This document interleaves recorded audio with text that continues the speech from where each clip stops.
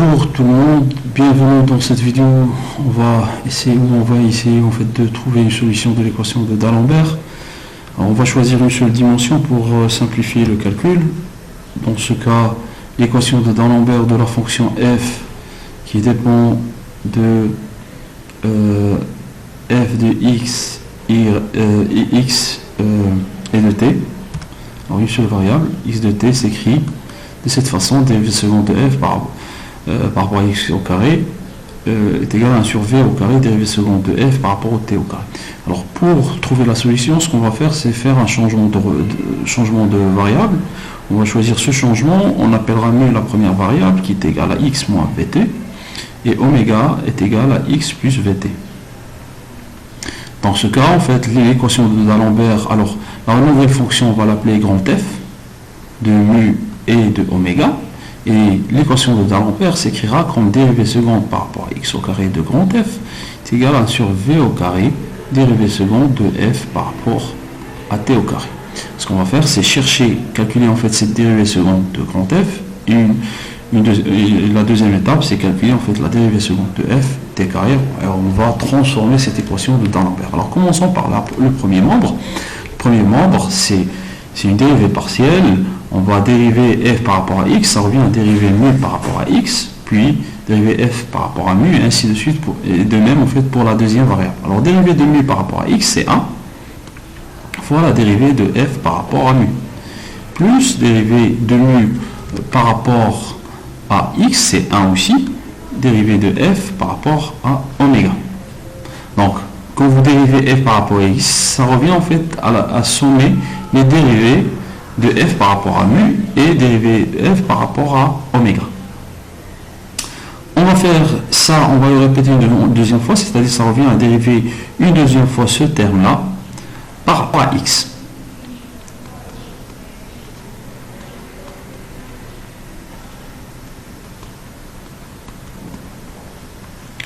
Alors si vous le faites de la même façon qu'on a fait ici, on va trouver que ça c'est égal à dérivée seconde de f par rapport à mu au carré plus 2 dérivée seconde de f par rapport à mu et oméga plus dérivée seconde de f par rapport à oméga au carré.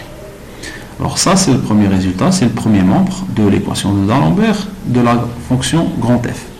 Alors faisons la même chose cette fois-ci, mais par rapport au temps. Alors par rapport au temps, quand on dérive les dérivées partielles, vous avez dérivée de mu par rapport à t, ça vous donne moins v. Dérivée de f par rapport à mu. Plus v, dérivée de oméga par rapport au temps, c'est plus v de f. Donc ça c'est le dérivé de f par rapport au temps, une seule fois. Maintenant, nous, ce qu'on cherche, c'est la dérivée deux fois par rapport au temps, c'est-à-dire ça revient à dériver par rapport au temps, moins v, dérivée de f par rapport à mu, plus v, dérivée de f par rapport à oméga. Et qu'est-ce qu'on va trouver à la fin? On va trouver que ça, c'est égal à plus v au carré, dérivée de f seconde par rapport à mu au carré, moins 2v au carré dérivé de f seconde par rapport une fois mu et une fois oméga, plus v au carré dérivé de f seconde par rapport à oméga au carré. Et ça c'est le deuxième membre qu'on doit multiplier par 1 sur v au carré. Alors on remplace les deux expressions, c'est-à-dire celle-ci, que j'appelle 2, que je dois la multiplier par 1 sur v carré, et celle-ci 1. On va la remplacer dans l'équation de D'Alembert, dérivée de seconde de f par rapport à x carré, c'est-à-dire dérivée seconde de f par rapport à mu, et plus 2 fois dérivée seconde de f par rapport à mu et oméga, plus dérivée seconde de f par rapport à oméga carré. Et ça, c'est égal à quoi? C'est égal à 1 sur v carré multiplié par v au carré dérivée seconde de f par rapport à mu, moins 2, rappelez-vous, c'est moins 2 v carré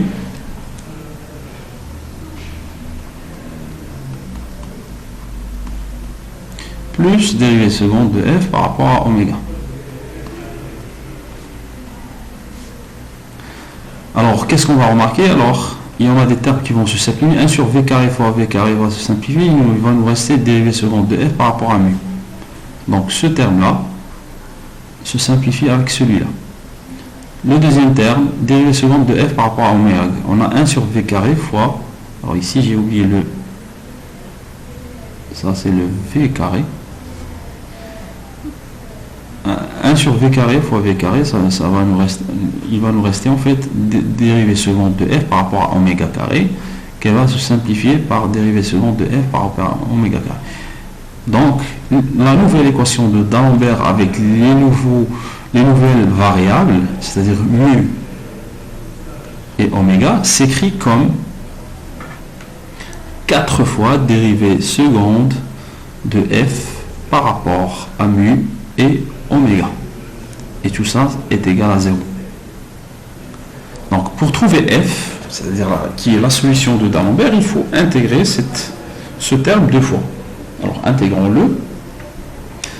Alors, on va intégrer une première fois, par exemple, on va intégrer par rapport à mu. Alors ça, c'est équivalent aussi à écrire que dérivée seconde de f par rapport à mu et oméga est égal à 0. Alors, dérivons par rapport à mu, ou plutôt intégrons par rapport à mu. Ce qu'on va obtenir, c'est une fonction. Alors, dérivée, on intègre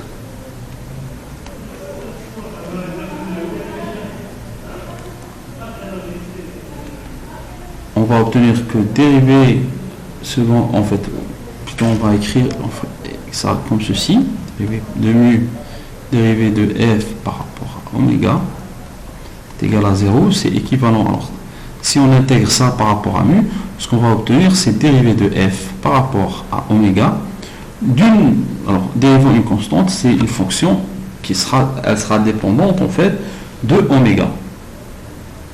On va l'appeler grand G. On intègre maintenant une deuxième fois. Mais cette fois-ci, ici c'était par rapport à mu. Maintenant on intègre par rapport à oméga.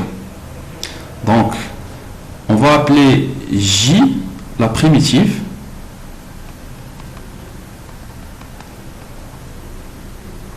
de grand G. Et on intègre en fait cette opération. On obtiendra f. La primitive de grand G sera J petit minuscule J oméga plus une constante. Mais cette constante, elle doit dépendre de quoi? Elle doit dépendre en fait de la variable oméga. Donc je vais l'appeler h mu. Donc en gros, les solutions de l'équation de d'Alembert s'écrivent comme j, une fonction j en fonction de oméga, plus une fonction h en fonction de mu. C'est-à-dire, je peux maintenant passer à la fonction petit f de x et de t. Leur solution de l'équation de d'Alembert s'écrit comme j x plus vt plus h x moins vt. Et ça, c'est la solution la plus générale de l'équation de d'Alembert. Alors, je vous remercie pour votre attention et à une autre vidéo. Si quelque chose n'est pas clair, laissez un commentaire. Merci.